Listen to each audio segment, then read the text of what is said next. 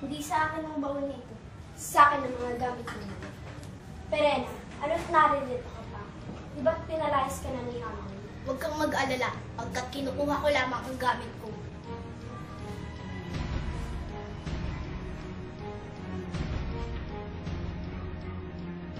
At ito, sino naman ito?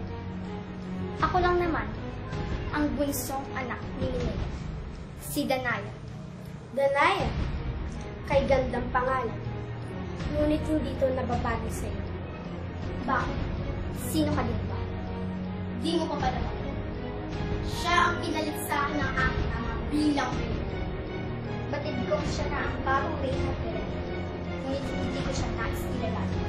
Dahil iisa lang ang aking reyna. Hindi kayong dalawa yun. Hindi ang aking anak, kundi si Reyna, Amiha. Ashtari!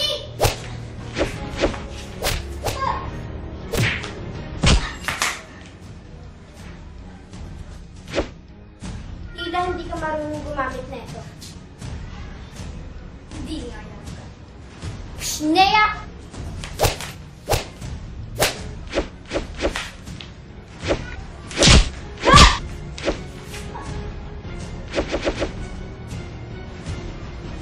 Mas bagay pa rin sa akin. At lalo na hindi ka na mabagay dito sa buhay ko. Mas nauna ako sa'yo. Nauna. Pero, ang bagay. Manda ka.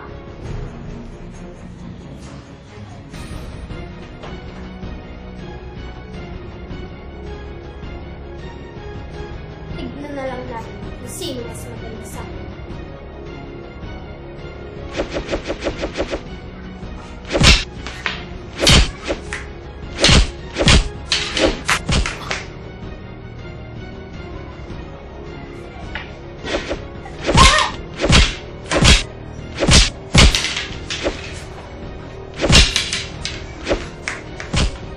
Pashnea! Danaya! Magbabayad